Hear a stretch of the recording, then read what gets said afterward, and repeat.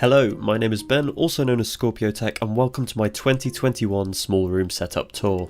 Last year's setup video recently surpassed 1.8 million views, which is honestly mind-blowing to me. So thank you to everyone that watched, liked, commented and subscribed.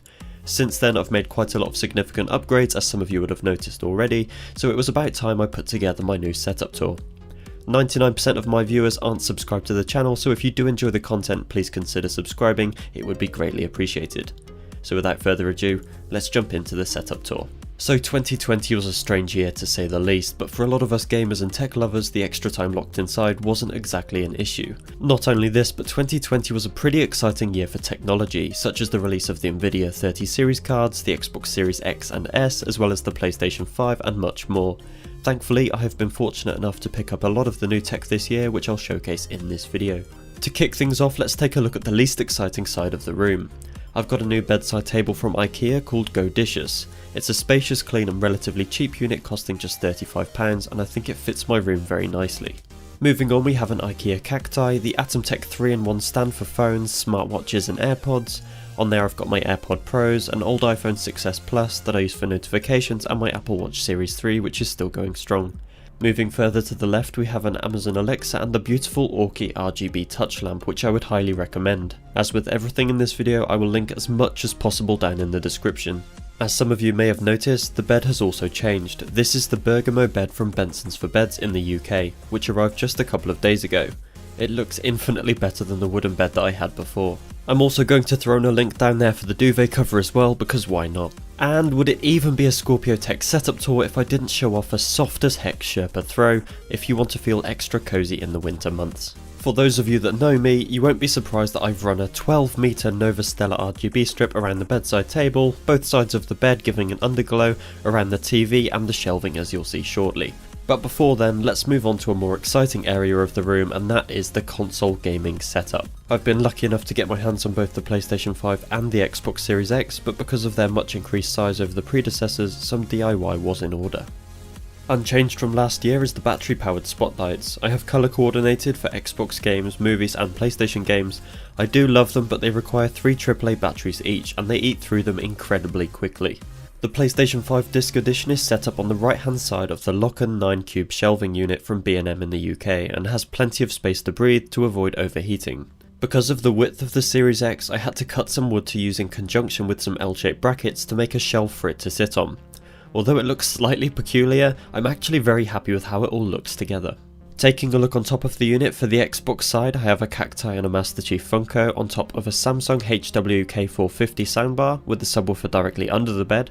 In the centre we have the PlayStation Icons lights, which I would definitely recommend, and on the right side we have another Cacti and a Spyro Funko Pop to represent the PlayStation side of things. I've tried to keep things as clean as possible whilst also adding some personality to the room, but as I said before, I'm pretty happy with how this area of my room is looking now.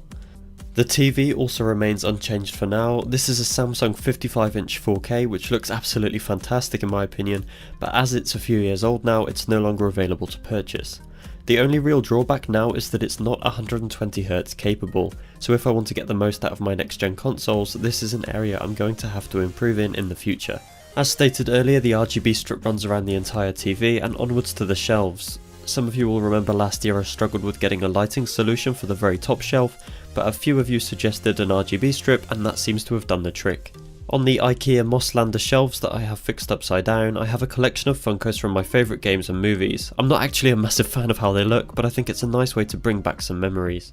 Moving down past the IKEA artificial plant, we have another new piece of tech. This is the Davoom Pixoo Max. It's a 32x32 pixel art display, which has a bunch of functions such as a clock, games, and a plethora of user created pixel art and much more. This is definitely one of my favourite new additions. I have a video covering this product as well as many more shown throughout this video on my channel with more in-depth reviews, so make sure to check those out. Also on top of the PC we have the Nintendo Switch. I have it plugged into my PC monitors to allow me to quickly play on the bigger screen whenever I feel like it. So here is the new look PC gaming setup. Quite a lot has changed here, so let's delve into it. By far the most expensive upgrade in the previous year is quite easily the Asus ROG Strix 3080, which is a huge upgrade from my previous Strix GTX 1070. I personally love how it looks, and you'll see the lighting customizations a little later. I recently did a video on this GPU, so if you're interested, make sure to check it out. But a long story short, the card is absolutely incredible performance wise. Running games maxed out with ease has made my gaming experience much more enjoyable. Also inside the PC we have an i9-9900K CPU overclocked at 5GHz, 32GB of Corsair Vengeance RGB RAM at 3200MHz, the NZXT Kraken X62 AIO CPU cooler, a Corsair RM750X power supply, as well as a 1TB Samsung 970 EVO Plus for the operating system. I will link the full spec list down in the description. So let's move on and take a look at what we have on the desk.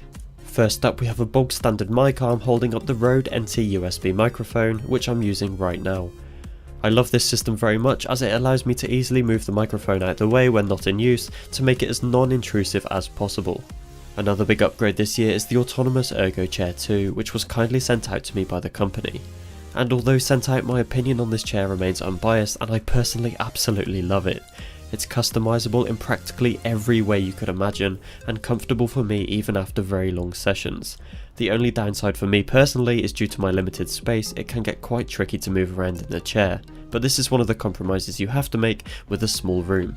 Yet another upgrade I've made is the switch from a regular headset to studio headphones. These are the insanely comfortable Beyerdynamic DT990 Pros, which are open back 250 ohm headphones. I use them in conjunction with the small but mighty Sound Blaster G3 DAC amp, and I'm by no means an audiophile, but these things sound incredible with music, movies and games. You guessed it, yet another set of upgrades with the desktop peripherals. Firstly we have a Gamma-K K66, formerly known as the Wamiya K66, which is a 65% keyboard I picked up from Banggood for just £40. I personally chose the Brion switches, and after testing a bunch of boards they are currently my favourites. Whilst this keyboard definitely doesn't have the best build quality in the world by any means, for those that don't want to spend hundreds on a custom keyboard like myself, this is a great alternative. It has a huge amount of effects for both keycap lighting and for the acrylic base as well. I've paired this keyboard with a custom white coiled cable from Key Cables to make it look a little bit more special on the desk. And as you can see, I've drilled a hole in the desk as well to allow for this cable to neatly disappear from view, keeping the top of the desk looking as clean and tidy as possible. Now we don't have to look far for the next upgrade as it's sat just alongside the keyboard. Whilst a lot of people aren't fans of Razer, I personally really like the feel and quality of their mice. This is the Razer Basilisk Mercury, and it is a nicely weighted mouse which I picked up for just £30 when it was on sale, and honestly for that price it was just a no-brainer. Also on the desk we have the Purple Storm mousepad from Auromech. I love the simple yet vibrant design as it really breaks up all the white peripherals from the desk. Another cheap addition I've made is the Lamicool adjustable phone stand. It costs just £10 and is ideal for FaceTime, notifications or even your Twitch chat. Psst, go and check out my Twitch channel, link is in the bio. As for the desk, we have kept things pretty much the same. The desktop is the IKEA Linmon, which is 150cm by 75cm, and it's held up either side by IKEA Alex drawers. I can definitely recommend the IKEA Alex drawers to you, but the Linmon desktop is not as durable as you would hope it would be, and after a year's use it's looking a little worn, so this may be something I change over the next year or so. In the drawers I keep some books, RGB remotes, handheld consoles and games, as well as some files and clothing in the lower drawers.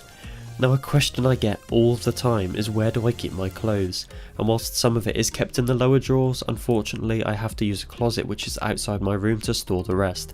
This is obviously not ideal, but when you have such a limited space, this is a compromise that you might have to make. In the right set of drawers I keep some quick access screwdrivers, cable ties, notepads and my small Karambit collection.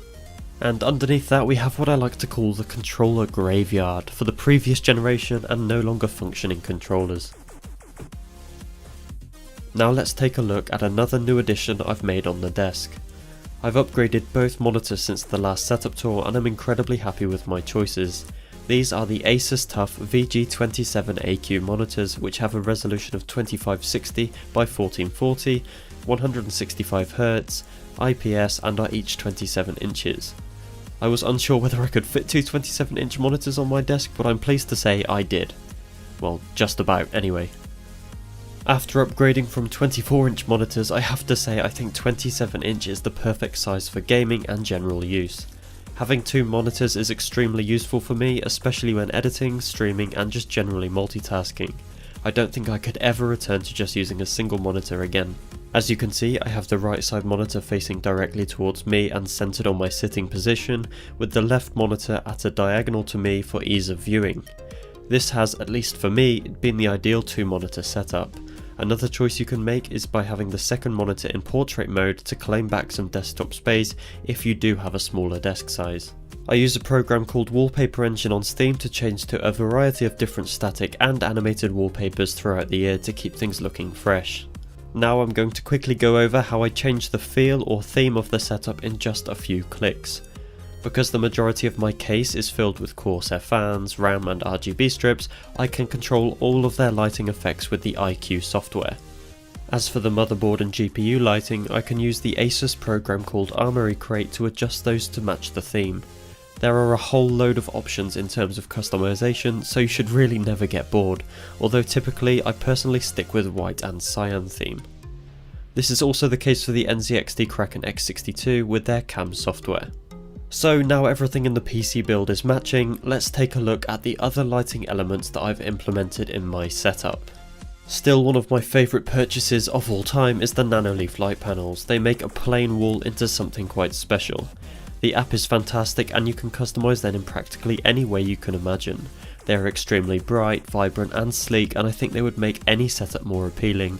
Another one of my favourite Nanoleaf features is the screen mirroring. Once connected to your PC, you can have the Nanoleaf react in real time to what's on your screen, making for a very immersive experience in movies and games. Sticking with the lighting theme, the absolute best bang for your buck light strips right now are from Govee. They have a range of amazing light strips which can be controlled via your phone, Alexa and Google Home for a very reasonable price compared with the premium competitors such as Philips Hue. They are bright and the colours are very accurate, and I would really struggle to fault them at all. I have them around the back of both monitors and the desk to cast a nice glow on the back wall. Cable management is something I continue to work hard on, but there is always room for improvement. Underneath the desk I have a 1 meter length of D-line cable trunking available from Amazon or most hardware stores that allows me to run the mass of cables across without anything being seen from the front. I've also attached the power extension to the back of the desk, which means I don't have to run my monitor cables all the way across the back wall, keeping things as neat as I can. As I mentioned last year, it is extremely useful to have a box full of cleaning equipment and cable management tools. In here I've got screen cleaning fluid, microfiber cloths, spray dusters, spare batteries, cable ties, screws, tools, tape and much more that will come in handy throughout the year. I'd also highly recommend getting yourself a pack of anti-static brushes to help you properly clean your PC and keyboard. Moving back over to the desk, my monitor stand I purchased is called the Levolta Dual Monitor Stand, however this no longer seems to be on sale. The good news is that there is a new product called Bondtech Dual Monitor Stand which is the exact same build as this one, so I will link that one down below for you instead. For £30 you can easily hold up to 27-inch monitors like mine without having any tilting or alignment issues, at least that's from my experience so far. For the long running watchers of my setup tours, can we get some Fs in the chat for the bonsai tree and the Venus flytrap that are sadly no longer with us. Luckily I have managed to raise these three beauties without any health complications so far. So that wraps up the 2021 setup tour. I really hope you enjoyed this video, and if you did, please consider subscribing and feel free to leave any questions in the comments section below. You can also join my Discord server or check my Instagram, gaming YouTube channel, TikTok and other social links in the description. See you all next time. Bye bye.